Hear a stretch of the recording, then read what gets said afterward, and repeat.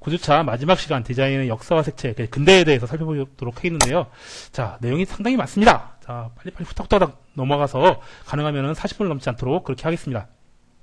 이번 시간 학습 목표는 근대 디자인 사조의 변화를 이해를 하고 그 변화된 디자인 사조 속에서 색채가 어떻게 활용되었는가를 이해하는 것이 바로 학습 목표가 되겠습니다. 디자인 사조, 왜 디자인 사조를 하냐면, 지난 시간에는 뭘 했었죠? 예술 사조를 했었죠? 왜 이번 시간 디자인 사조를 하느냐? 여러분들이 대부분 디지털, 콘텐츠 디자인을 하거나 아니면은 디지털 패션 쪽을 하시게 되죠. 디자인과 관련된 그런 과목에 계신 분들이 대부분입니다. 그렇기 때문에 일단은 색채의 활용에 있어서 디자인의 흐름이 어떻게 되었는지를 파악하는 것이 예술 사조보다는 훨씬 더 유용하리라 판단되기 때문에 이번 시간은 디자인 사조를 한 거고요. 왜 전 시간에는 그럼 디자인 사조를 안 했느냐? 전 시간에는 예술 사조였죠. 왜 예술 사조였냐 하면은 디자인이라는 것이 그 산업혁명 이후에 근대적인 디자인 개념이 생겼기 때문에 그 산업혁명 이전에는 디자인이라는 개념 자체가 별로 그렇게 확고하게 있지 않았습니다. 그렇기 때문에 예술사조로서 대신한 거고요. 이제 디자인 사조가 산업혁명 근대 이후로 생겨났기 때문에 이제부터는 이제 디자인 사조를 중심으로 살펴보도록 하겠습니다. 디자인 사조라고 해서 근대 미술이나 다른 예술 사조와 전혀 동떨어져서 따로 노는 것이 아니고요. 근대 미술이나 근대 예술 사조와 다 비슷한 영향을 주고받으면서 같이 변화를 겪어 나갑니다. 그러니까 근대 미술 쪽의 변화도 같이 살펴보시면은 역시 디자인 사조 쪽에도 도움이 많이 되실 것이라고 생각을 합니다. 그래서 밑에 근대 미술과 근대 디자인 나눠가지고 이제 근대 미술 쪽은 이렇게 또 대충 큰 나눔으로 표시해놨습니다. 자, 보시게 되면은 축이 하나가 있죠. 여기 근대 미술 축하고 근대 디자인과 현대 디자인을 나누는 축하고 좀 틀립니다. 대부분 예술사조에서 미술사 쪽에서 근대와 현대를 나눌 때는 20세기가 축이 됩니다. 20세기라면 1900년이죠. 1900년을 전후로 해서 1900년 전은 근대미술, 1900년 이후는 현대미술이라고 하는 것이 이제 보편적인 관점인데요. 디자인은 그렇지 않습니다. 디자인 같은 경우에는 산업혁명 이후로 1950년대, 그러니까 2차 세계대전 종 전후가 되겠죠. 종 전까지는 이제 근대 디자인이라고 보고 1950년대 이후 2차 세계대전 이후에는 이제 현대 디자인으로 보는 관점이 대다수입니다. 그렇기 때문에 일단은 근대 미술과 현대 미술 그리고 근대 디자인과 현대 디자인은 관점이 조금은 다를 수 있다라는 그 부분은 여러분들이 인지를 하고 넘어가도록 하겠습니다. 다음 장면 보도록 하겠습니다. 자, 근대 디자인 산업혁명에 의해서 발생이 됐는데요. 산업혁명, 기계혁명이고 생산혁명이고 사회혁명 동시에 디자인 혁명입니다. 기계혁명이 일어나고 또 기계혁명을 통해서 생산이 달라지죠. 그래서 생산이 단시간에 많은 대량 생산을 할 수 있게 되고 대량 생산할 때 필요한 노동력들이 이제 도시에 집중을 하게 됩니다. 그러면서 이제 사회적인 구조 자체가 변하게 되죠. 사람들의 신분, 자본가와 그리고 노동자 이런 식으로 이제 어떤 자본 계층도 분류가 되고요. 또 도시 계층 그리고 또 도시 이외에 사는 계층 이런 식으로 이제 사회적인 변화도 같이 겪게 되는 것이죠. 자, 산업혁명을 사회적으로 볼 때는 봉건사회로부터 탈출된 새로운 인간층이 전개가 됐다. 그런 측면이 있겠고요. 그리고 억압된 신학, 그리고 봉건주의나 기독교 중세 시절에는 신앙, 그리고 또 봉건주의에 의해서 개인들이 억압을 받았습니다. 개인들이 억압받다가 산업혁명을 통해서 그러니까 억압에서 풀려나게 되죠. 그래서 합리주의 사상, 그리고 합리주의 사상이 번창함에 따라서 자연과학과 기술도 같이 발달하게 됩니다. 또 농업혁명과 자본의 축적도 역시 산업혁명을 이끄는 견인차 역할을 했고요. 자, 과학기술의 만남, 원거리 교육이 가능해졌습니다. 그렇죠? 증기기관이 발전하고 원거리 교육이 가능해지고 무역이 가능해지고 그럼으로써 이제 대량 생산한 제품들을 또 팔 수 있는 그런 장소들이 또 많아지고요. 과학과 수리학이 발전이 됐고 과학과 기술이 결합을 해서 실용적인 장인 기술이 필요하게 됐습니다. 그리고 디자인하는 사람들은 중요한 요소인데 석판 인쇄기 기술 그리고 사진술이 발전이 됐죠. 발명이 되었습니다. 자, 이 근대 산업혁명의 가장 큰 특징 중에 하나인 대량 생산 방식이 있는데 대량 생산, 증기기관과 철도 운송, 공작기계와 자동화. 그래서 이러한 공작기계 자동화를 통해서 대량 생산 체제를 갖췄죠. 특히 포드가 이제 분업을 통해서 대량 생산 체제를 초기에 갖춘 대표적인 예로 많이 일컬어지고 있죠. 근대 디자인의 발생 동기 무엇일까요? 사진술, 그리고 광고, 대량 생산이 있습니다. 사진술과 광고는 시각 디자인과 관계가 있는 것이고요. 대량 생산, 제품 디자인, 공업 디자인과 관계가 있는 것입니다. 근대 디자인의 발상에는 망국발람회가 또 많은 영향을 미쳤습니다. 망국발람회. 그 초기의 망국발람회, 엑스포 같은 개념이죠. 엑스포는 그 기계로 시작된 어떤 그 산업 문명, 기계 문명을 그 보여주는 장이 됐었죠. 그래서 새로운 산업기술의 성과를 겨루고 또 그 성과를 퍼뜨리는 그런 장이 됐었습니다. 그래서 이런 망국발람회 이런 것들이 이제 디자인을 더 활성시키는 그런 계기로 작용을 했고요. 자, 미술공예운동을 한번 봅시다. 초기 산업시대 한번 상상해 볼까요? 지금도 제품 중에는 사출이 잘못돼가지고 옆에 지저분한 게 튀어나온다거나 아니면은 이렇게 플라스틱 사출이 잘못돼가지고 금이 간다든가 줄이 난다든가 아니면은 압출이 잘못돼서 뭔가 모양이 이상하게 나오는 그런 제품들이 있습니다. 하물며 150년 전에 그런 산업혁명, 초기 산업혁명 시대의 제품들 상상을 한번 해보시겠습니까? 얼마나 볼품이 없었겠습니까? 마감도 별로고. 반면에 그 당시에는 정말 손재주가 뛰어난 장인들이 많았을 겁니다. 그 장인들이 만든 제품에 비해서 대량 생성, 기회를 통해서 나온 이런 제품들 뭐 상대가 안 됐었겠죠. 그렇기 때문에 윌리엄 모리스라는 사람이 와, 이런 제품 미적 가치도 없을 뿐더러 인간성, 기계 문명에서 인간성을 잃어가는 것이 아니냐 해서 좀 더 현목적성, 실용성, 신미성을 갖춘 그런 공예품, 정말 신미적인 가치도 지닌 공예품을 한번 만들어보자 하고 이제 일으킨 것이 미술공예 운동이 되겠습니다. 윌리엄 모리스라는 사람이 만들었고요. 발생 동기, 산업화에 저항하는 소공예 부활 운동인데 왜 산업화에 저항을 하느냐?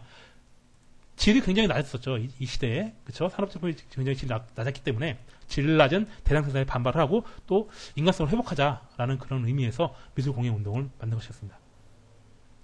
미술공예 운동의 특징을 보시면은 사회적, 도덕적인 동기를 갖고 있습니다. 가치 있는 예술을 생산해야 된다라는 그런 신념, 그리고 윤리적 관점, 인간 중심의 그런 관점 작용을 했고요. 그리고 복고적인 특징이 있습니다.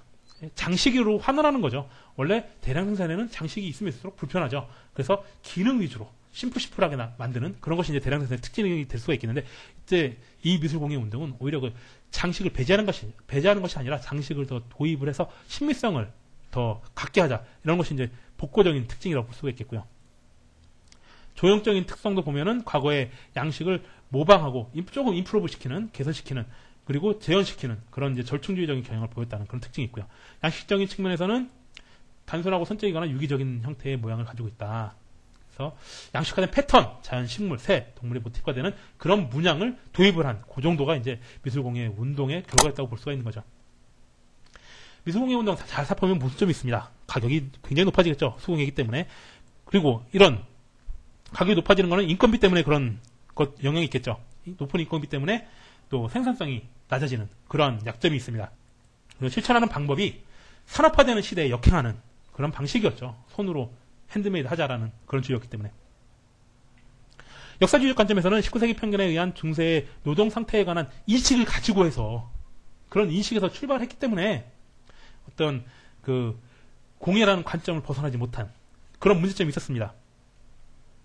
그리고 기술이라는 것을 단순히 그냥 찍어내는 그런 개념으로만 생각을 했지, 자신의 작업에 혹은 심미적인 어떤 제품을 만드는데 기술을 다시 재활용하거나 아니면은 변경해서 모디파이해서 사용할 수 있다라는 그런 생각을 못했습니다. 그렇기 때문에 그런 점에 있어서는 좀 뭔가 보는 시야가 좁았다라고 볼 수가 있겠죠. 기술을 보는 시야가 좀 좁았다는 그런 문제점이 있습니다. 하지만 여기에 여러 가지 또 의의가 있습니다. 공예를 예술의 수준으로 끌어올렸다라는 이제 그 공예에 대한 그 지위를 상승시킨 그런 의의, 그리고 소모품의 매력을 다시 한번 사람들이 깨닫게 하는 계기를 마련했고, 그리고 조형운동을 사회개혁의 차원에서 전개했습니다. 어떤 기계 산업이 만들어낸 폐해를 줄일 수 있는 그러한 그 활동으로서 수공예 운동을 한 거죠. 그리고 그 근대 디자인의 기준점이 되는 그런 이념을 제공했다는 것이죠. 비록 방법이 맞지 않아서 그렇긴 하지만 예술을 좀 대중화시키자라고 하는 그런 의지, 그리고 목적에 맞게 아름다움을 부여하자고 하는 한목적성과 신미성, 이런 것들이 이제 근대 디자인의 기준이 되는 출발점이 될 수 있었던 그런 요소라고 볼 수가 있겠고요. 자, 그리고 이 시대에 나타난 세이코 교도, 미국에 건너간 청교도들이죠. 자급자족하는 집단들, 이 사람들이 만드는 가구들 굉장히 심플하고 그리고 정제된 그런 형태를 보이고 있었습니다. 그래서 이제 예전에 만든 이런 제품도 요새 써도 그다지 크게 눈에 거슬리지 않는 그런 형태를 보이고 있는 현대적인 분위기를 연출하는 그런 제품들이 있었다. 장식이 배제된 형태라서 그런 것이겠죠.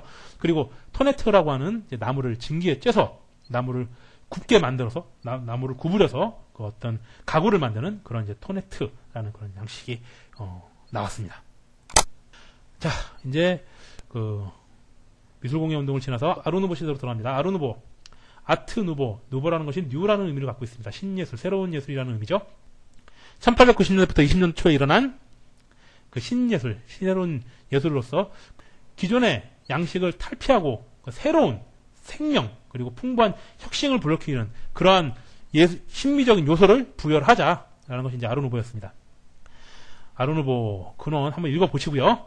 자, 앙리 반데 벨데가 아르누보의 가장 대표적인 작가라고 볼 수 있겠는데 아주 친밀하게 보여서 장식이 그 외형을 결정짓고 있는 것처럼 구조를 이루도록 장식을 사용한다고 주장을 했습니다.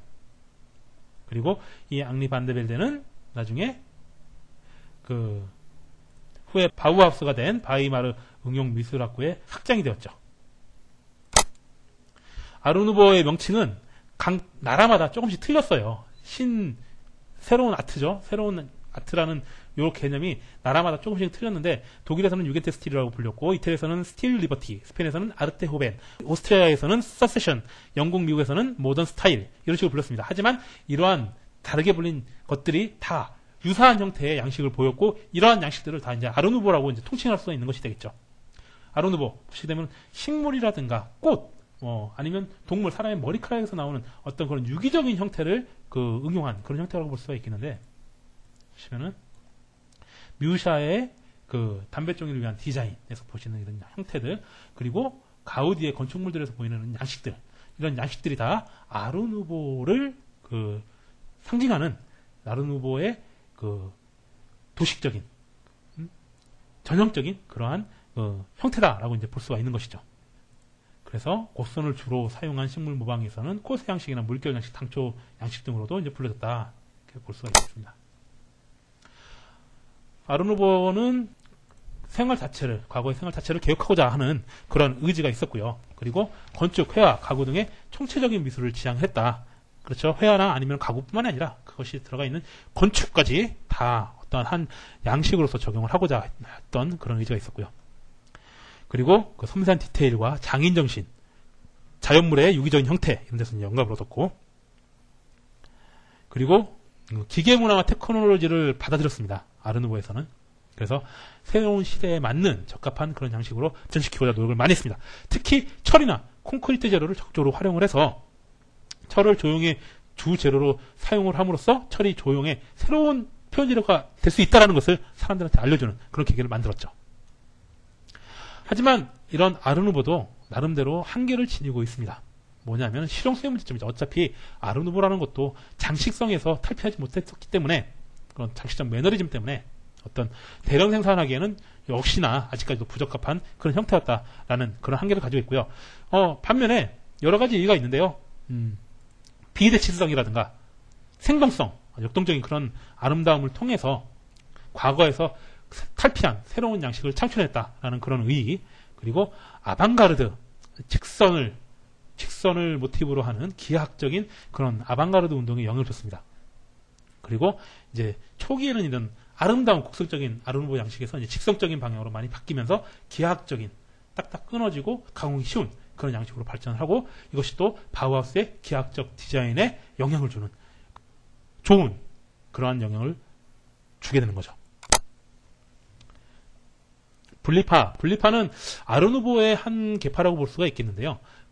아르누보는 이제 직선형 아르누보와 곡선형 아르누보로 두 개를 나눠볼 수 있습니다. 이 분리파는 그 직선형 아르누보 중에서도 오스트리아, 비엔나에 속한 사람들이 만든 그런 파라고 볼 수가 있겠고요. 이런 사람들은 이제 비엔나 공방이라는 공방을 만들어서 기계로 공예품이나 가구들을 제작해서 판매를 했습니다.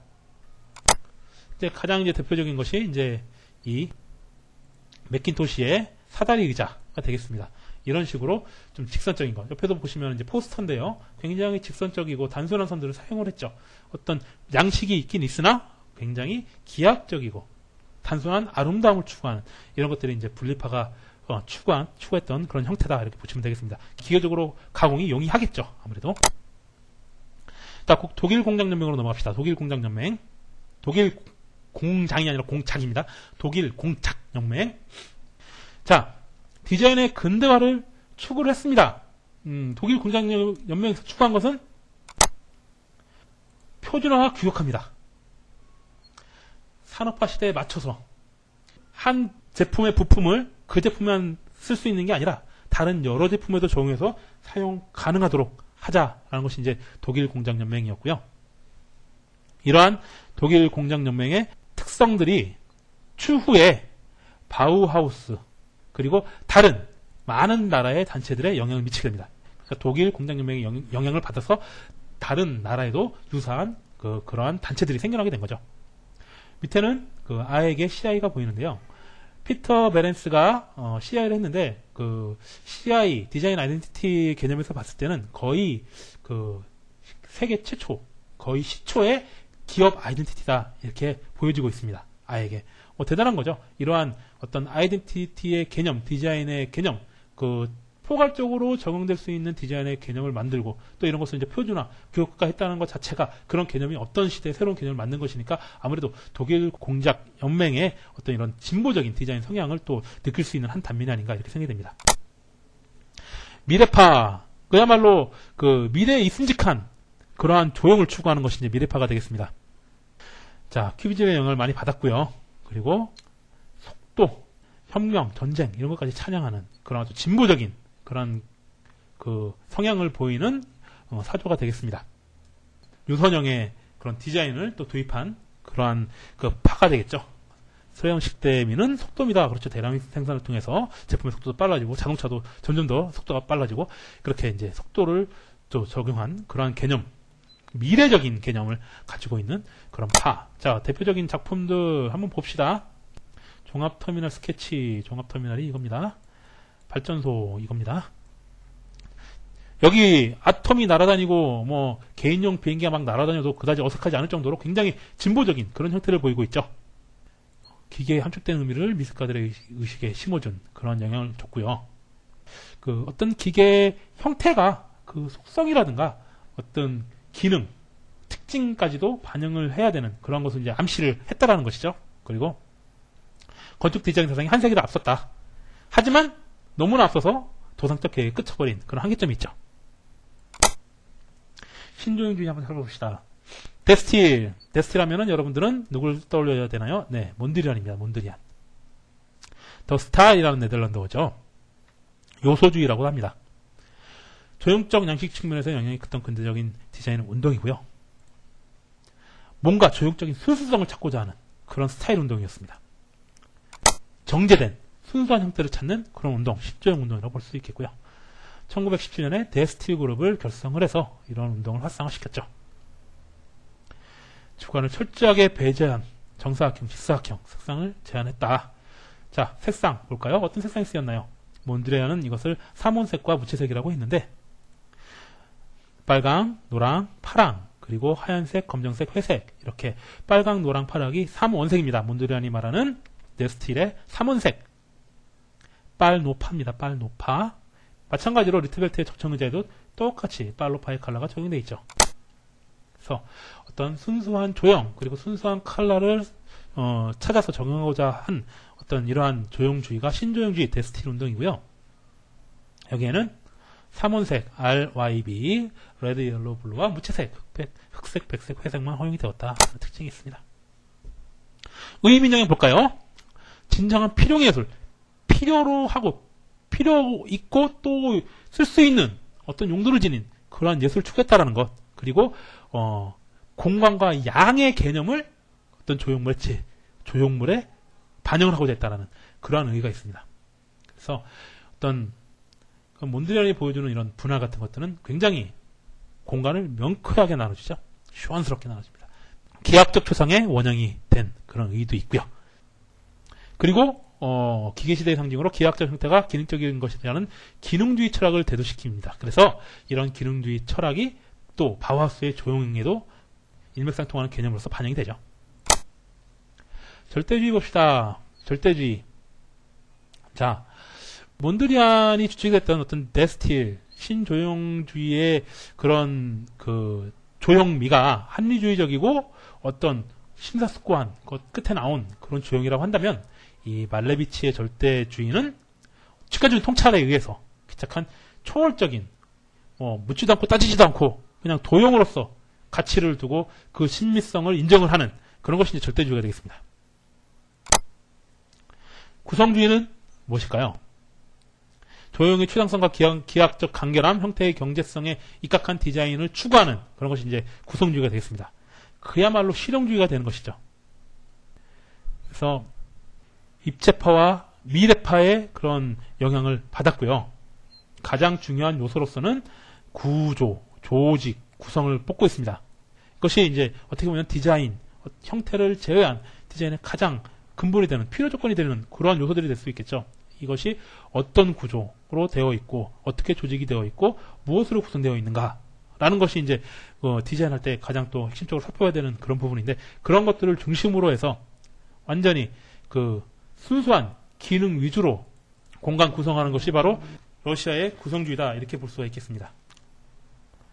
자, 회화에서 그 재현적인 요소를 제거하고 단순하고 순수한 화면 구성을 실했다라는 것만 봐도 그 신조형 운동보다 오히려 더 간결하고 또 심플한 그런 형태 조형미를 추구했다는 것을 알 수가 있겠죠. 그러니까 그 여러 사람들이 사회 구성원들이 같이 활용할 수 있고 또 효율적으로 비용 없이 차용하고 사용할 수 있는 그러한 그 공산주의에 적합한 새로운 조형 예술이었다 이렇게 볼 수 있는 거죠. 그리고 실제 생산도 같이 고려가 된 그런 디자인이었다. 그렇게 보시면 되겠습니다. 러시아의 구성주의는 기본적으로 어떠한 새로운 장식 요소를 창조하는 것이 아니라 있는 것으로부터 무언가를 구성하고 그것을 바탕으로 해서 구축하려는 그런 의도가 깔려 있는 것입니다. 그렇죠? 가장 순수한 형태가 될 수도 있겠죠. 일단 기본적으로는 예술활동의 사회화라는 점에서 어떤 그 이데올로기적인 그러한 가치를 가지고 있고요. 생산을 위한 디자인이고 또 예술활동과 노동을 동일시하는 그러한 관점에서 본 그러한 주의라고 볼 수가 있겠습니다. 이즘이라고 볼 수 있는 거죠. 작가들은 살펴보시면 되겠고요. 밑에서 보시는 바와 같이 그 순수하고 단순한 도형의 형태들 그리고 어떤 형태에 있어서 다른 필요 없는 요소들은 제거를 하는 해체주의적인 그런 느낌도 보이시죠. 이러한 속성을 다 가지고 있는 것이 이제 구성주의였습니다. 의의를 살펴보면은 해화나 조각이나 응용 분야에 있어서 그 차후에 나오는 그런 여러 가지 개념에 영향을 주었고 또 바우하우스의 조형에 또 디자인 이념으로서 많은 영향을 미쳤습니다. 단순 명쾌한 이러한 구성주의 양식이 포스터, 타이포, 그래픽, 현대까지도 이러한 영향을 계속 받고 있는 것이죠. 그리고 구성적 추상 조각의 원형이 되었다. 이렇게 볼 수 있겠고요. 그리고 이러한 형태가 이제 키네틱 아트나 환경 조각에까지 영향을 줬습니다. 자, 뒤에서 보시면 이것은 그 조형물입니다. 이쪽에 보이는 이 기념탑은 어떤 정말 사람이 올라가거나 아니면 거절할 수 있는 그런 것이 아니라 순수한 그냥 조형물로서의 탑이거든요. 이러한 것들이 이제 이후 나오는 어떤 키네틱 아트나 환경적 조각 이런 것들에 그 영향을 주는 그러한 구성주의의 한 요인이 되는 거죠. 바우하우스 형성 배경을 봅시다. 세계 대전 이후에 그 전쟁에 독일이 패배를 하고 나서 뭔가 산업에 특히 수공예와 산업 기술의 융합 그리고 그 적용 그리고 그런 인력들을 양산하기 위한 그런 교육기관이 필요하다. 그러한 필요성에 의해서 이제 바우하우스가 설립이 되었거든요. 조형주의랑 바우하우스 교육체제의 목적을 세워서 기하학적 추상의 실용화 및 대중화를 위해서 이제 바우하우스가 설립이 되었고요. 그리고 바우하우스는 독일공장연맹의 표준화에 대한 그런 개념에 영향을 받았고 또 대량 생산과 과학적 합리성 이런 것에 대해서 많이 고려를 교육에 있어서 했습니다. 배려를 했습니다. 이념적 배경으로서는 급진적 사회 개혁과 개방주의적 사고를 가지고 이제 진행을 했던 거죠. 자, 양식적 측면을 보면은 한국적성을 위한 국제주의적 양식을 추구를 했고요. 국제적인 양식이라고 하면 그 간결한 육면체 박스 속에 기능을 담는 겁니다. 장식이 다 배제가 되겠죠. 그래서 순수한 형태로서 기능을 제공하는 이런 것이 이제 국제주의적 양식이라고 볼 수가 있겠는데요. 어떠한 순수한 기능 위주의 조형을 추구하는 그런 것이 바로 이제 양식적인 특성이라고 볼 수가 있겠습니다. 바우하우스는 월터 그로피우스에 의해서 1919년에 바이마르 국립 바우하우스로 처음 개교를 해서 1925년에 대소 베를린 그리고 대소 바우하우스 베를린 하우스에 이제 분교를 또 설치를 했었는데 이것이 이제 다시 이제 베를린 바우하우스로 합쳐지면서 사립대학으로 이제 승격을 하고 이후에는 1년 후에 바로 그 나치에 의해서 이제 폐교가 되는 그런 운명을 맞이하게 됩니다. 교육과정은 크게 예비과정과 전문과정, 건축 전공과정으로 나눠져 있었는데 예비과정은 도제, 한마디로 이제 스승 밑에 들어가서 제자의 역할로서 제자의 입장에서 배우는 그런 것이 이제 도제가 되겠고요. 전문과정은 직인, 한마디로 이제 생산, 어느 정도 이제 교육을 받고 나서 생산이 가능하고 생산 가능하면서 또 다시 이제 제자를 이제 관리해 줄 수 있는 그런 위치에 있는 직인, 그리고 그 위에 단계로서는 이제 건축 전공 과정이 있어서 조형을 종합적으로 습득하게 하는 그런 과정으로 좀 마이스터 과정이라고 할 수가 있겠습니다. 최상위의 마이스터는 이제 교수들이 되겠죠. 최고의 기술을 가진 자 마이스터, 교수로서 이제 건축 전공 과정의 준 마이스터들을 길러내는, 양성해내는 이제 그런 역할을 맡았었고요. 관련된 예술가 굉장히 많습니다.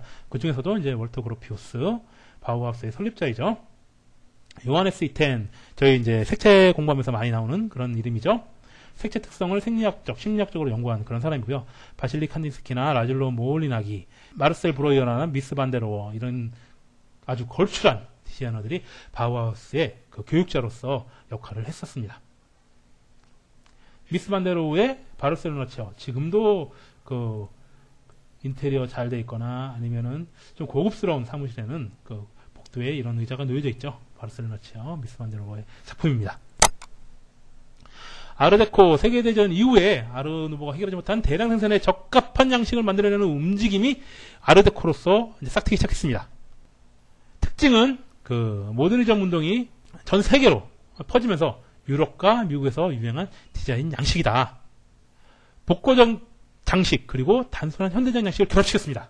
이제 뒤에 보시면 글을 보시면 더 이해가 빠를 텐데 과거 곡선을 사용하던 아르누보 양식을 기하학적으로 정리해서 장식을 기계적으로 대량 생산할 수 있도록 재가공을 한 거죠. 그렇게 대량 생산이 용이하도록 장식을 만든 겁니다. 자, 한번 봅시다. 어떤 것인지. 자, 아르데코의 가장 대표적인 건물이다 그러면은 자, 여기서 보시는 이 크라이슬러 빌딩입니다. 크라이슬러 빌딩 여기 보시면 양식이 이렇게 반원에 뾰족뾰족 이렇게 삼각형이 올라가 있죠. 이런 식의 장식이 되어 있는 것이 이제 아르데코입니다. 이 아르데코는 2차 세계대전이 끝나면서 이 양식의 유행이 붐이 막을 내렸지만 이런 특성들은 팝 디자인이나 아니면 80년대 모던 디자인에 계승되어서 활용이 되어지고 있습니다. 다다이즘은 어원적으로 봤을 때는 어린아이의 장난감, 목마를 뜻하는 프랑스 말인데요. 사실 아무런 의미가 없다라는 뜻입니다. 아무런 의미가 없다. 참 공허하죠. 이 공허함이 어디서 나왔느냐 하면은 종전, 1차 세계대전 후에 나온 그런 사회적 불안, 허무함으로부터 나온 것이라고 하고요. 궁극적으로는 전쟁의 광기에 대항하는 운동입니다. 전통이나 권위적인 것들, 불합리한 문명의 사상, 그리고 예술 형식들, 불필요한 예술 형식들, 이런 것들을 다 부정하고 파괴하는 것을 그 이념으로 삼았었고요. 다다의 창시자인 아루프의 말을 인용하면은 인간에 맞는 모든 것을 미술작품이라 선언한다. 이렇게 다다이즘에서는 얘기를 합니다. 그렇기 때문에 다다이즘에서는 그리는 거, 조각하는 것 뿐만 아니라 행동하고 이야기하는 것까지도 모든 그런 예술의 한 형태로 다 포함을 하고 있고요. 그리고 그 저속한 것까지 예를 들면은 그 쌍두문자 소리, 쌍두문자라든가 아니면은 그 나체가 되는 것, 나체가 돼서 행하는 행동들, 그리고 그 자살에 이르기까지 이런 공격적이고 파괴적인 행위까지도 그 한 예술의 일부분으로서 다다이즘의 한 일부로서 수용을 시켰습니다. 그리고 이러한 다양한 분야, 그림이나 눈에 보이는 조각뿐만 아니라 다양한 양상의 예술들을 포함시킨 이러한 개념들은 이후에 현대미술이나 설치미술에까지 그 영향을 줬다고 볼 수가 있는 거죠. 초현실주의, 그야말로 현실을 초월한, 그렇죠? 논리가 미치지 못하는 그 숨겨진 영역의 진실을 표현하고 고의적으로 이상하고 또 비이성적인 것들을 다룬 것이 이제 초현실주의가 될 수 있겠는데요. 자, 백문이 불여일견입니다. 대표적인 작가와 작품을 보면은 초현실주의가 뭔지 금방 아실 수가 있겠는데요. 대표적인 작가 달리, 여러분들 아시죠? 달리, 그리고 미로, 에른스트 마그리트, 이런 사람들이 이제 초현실주의 대표적인 작가고요. 이게 보시면은 굉장히 추상적인 형태의 것과 또 어떤 현실에 있을 수 없는 그런 구상적인 형태를 통해서 현실로 발현될 수 없는 어떤 잠재의식이나 무의식에서 건져올린 듯한 그런 상상 속에나 있을 법한 그러한 것들을 그 회화로서 표현한 것, 그 회화나 조각으로 표현한 것, 이것이 바로 이제 초현실주의다, 이렇게 말씀을 드릴 수가 있겠습니다. 다다이즘이 그 허무에서 생산된 부정적이고 파괴적이고 또 자기 과시적인, 자기를 드러내고자 하는 그런 것이었다면 초현실주의는 그 사람의 정신, 내면 세계에 있는 것들을 표출하고자 하는 그런 예술 양상이라는 점에서 좀 차이를 보인다, 이렇게 볼 수가 있겠죠. 자, 추상표현주의 봅시다. 익스프레셔니즘, 표현주의가 있고 추상표현주의가 있는데, 표현주의는 한마디로 어떤 조형이나 그림의 회화나 조형물에 자신의 감정을 나타내는 겁니다. 드러날 수 있도록, 자신의 감정이 나타날 수 있도록 표현을 하는 것. 그것이 바로 이제 익스프레셔니즘이라고 할 수가 있는데, 가장 대표적인 것이 이제 뭉크의 절규 같은 거죠. 절규. 절규가 아니라 뭉크의 절규. 이런 것이 이제 어떤 그 사람의 어떤 감정 상태, 그런 것들이 그림, 시각적인 정보를 통해서 극명하게 와닿지 않습니까? 이런 것들이 이제 익스프레셔니즘이라고 볼 수가 있겠고요. 추상 표현주의는 무엇이냐? 이것은 추상의 형태를 통해서, 추상적인 형식을 통해서 형식을 추상적으로 하는 겁니다. 익스프레셔니즘 같은 경우에는 표현 자체는 구상적입니다. 그렇죠? 어떤 구체적인 사물이 있으면 사람 얼굴이 있거나 뭐 사람이 있거나 나무가 있거나, 어떤 익스프레셔니즘에서는 구상적인 구체적인 형태가 있는 반면에 추상 표현주의에서는 그런 형태 자체가 추상적인 겁니다. 어떤 추상적인 요소를 통해서, 추상적으로 보이는 것을 통해서 감정이라든가 어떤 상태를 이렇게, 상태에 대한 느낌을 전달하는 것, 인상을 심어주는 것, 익스프레션 하는 거죠. 이것을 바로 이제 추상 표현주의라고 할 수가 있겠습니다. 자, 말이 굉장히 어려운데요. 작품을 보시면 좀 더 이해가 쉽습니다. 추상 표현주의의 가장 대표적인 작가 잭슨 폴록, 롤랜드 쿠닝, 프란츠 크라인, 한스 포프만, 이런 분들이 계신데요. 밑에 그림을 한번 봅시다. 잭슨 폴록의 그림을 봅시다. 심리 상태를 반영한 시각적인 에너지를 표현했다고 하는데, 자, 붓으로 흩뿌리고, 그렇죠? 손으로 문지르고 하면서 어떤 그 형태를 알아볼 수 없죠. 구상적이지 않습니다. 추상적인 형태입니다. 하지만 이런 추상적으로 구현된 이미지를 보고 우리는 무언가 임프레션, 인상을 받습니다. 그렇죠? 뭔가를 표현을 하는 거죠. 작가가 그 표현하고자 하는 바를 보는 사람이 느끼는 거고, 이런 것이 바로 이제 추상 표현주의가 되겠습니다. 영화에 보면은 뭐 잭슨 폴락의 작품이다라고 하면서 뭐 그림이 거꾸로 걸렸네, 바로 걸렸네, 뭐 이런 게 뭐 미국 드라마나 영화에서 종종 보이죠. 그 정도는 이제 유명한 사람인 모양입니다. 그래서 이렇게 어떤 추상적인 형식으로 내용을 보여주는, 표현하는 것이 이제 추상 표현주의다, 이렇게 생각하시면 되겠습니다. 자, 이제 막바지네요. 모더니즘 디자인. 자, 이제까지 이제 여러 가지 사조를 살펴봤는데, 그럼 모던 디자인은 이 사조의 맨 막바지에 나타나는 것이냐? 그렇지 않습니다. 모던 디자인은 모더니즘과 이제 연관이 되어 있는 것이고요. 이 모더니즘이라는 것은 어떠한 실용주의, 그리고 기능주의, 미니멀리즘, 그리고 장식을 배제한 기능, 예를 들어서 form follow function이라는 그런 말이 이제 모더니즘을 규정지을 수 있는, 모던 디자인을 규정지을 수 있는 가장 핵심적인 말이다라고도 할 수가 있을 텐데요. 이렇게 기능에 의해서 장식이 배제가 되고 기능이 우선적으로 고려가 되는 그러한 모든 예술 사조가 모더니즘에 바탕을 두고 있다라고 볼 수가 있습니다. 그런 의미에서 봤을 때는 넓게 광의적으로 한 1860년대에서 1970년대까지를 이제 모더니즘 기간이다, 이렇게 볼 수가 있고요. 좀 좁게 본다 하면은 19세기 후반부터 1950년대까지, 특히 1920년대 바우하우스를 기점으로 해서 그 이후 전개된 그런 기능적인 디자인을 이제 모던 디자인이다, 이렇게 정의할 수가 있겠습니다. 자, 이제 모던 디자인이 얘기가 나오면서 이제 또 하나 언급해야 되는 부분이 있는데요. 모노크롬 모더니즘이라는 이야기입니다. 모노크롬이 뭔가요? 흑백이죠, 흑백. 왜 모더니즘이 흑백 모더니즘이라는 이름을 갖게 되었을까요? 모더니즘, 미니멀리즘이죠. 그리고 기능 위주죠. 장식이 배제가 되죠. 색채도 그렇게 쓰입니다.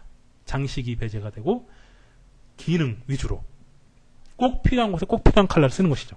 그러다 보니 화려한 컬러, 입체색 적용 잘 안 하게 되죠. 이런 현상이 또 회화 쪽에도 전이가 됩니다. 회화 공간을 평면으로 처리하고 그림면의 단위성을 강조하는 양식으로 절제된 채색을 하게 되는 것이죠. 그렇기 때문에 모더니즘의 컬러는 모노크롬이다 해서 모더니즘을 다른 말로 모노크롬 모더니즘이라고 합니다. 흑백의 모더니즘. 그래서 모더니즘의 컬러 이미지는 모노크롬, 흑백이다, 무채색이다 이렇게 생각을 하시면 되겠습니다. 자, 이제까지 근대 디자인 4조 미술공예운동 아르누보에서도 이제 분리파에 대해서 좀 다시 구체적으로 살펴봤고요. 독일 공작혁명, 미래파, 신조형주의, 데스틸이죠. 절대주의, 구성주의, 바우하우스, 아르데코, 다다이즘, 초현실주의, 추상 표현주의까지 그리고 이 모든 것을 아우러서 어떤 기능이 중심이 되고 미니멀리즘한 그런 형태를 추구했던 모더니즘, 모던 디자인까지 살펴보았습니다. 자, 긴 시간 동안 수고 많으셨고요. 다음 주에는 현대 디자인 사조에 대해서 살펴본 후에 색채 조화론에 대해서 학습을 하도록 하겠습니다. 수고 많이 하셨습니다. 다음 주에 뵙겠습니다.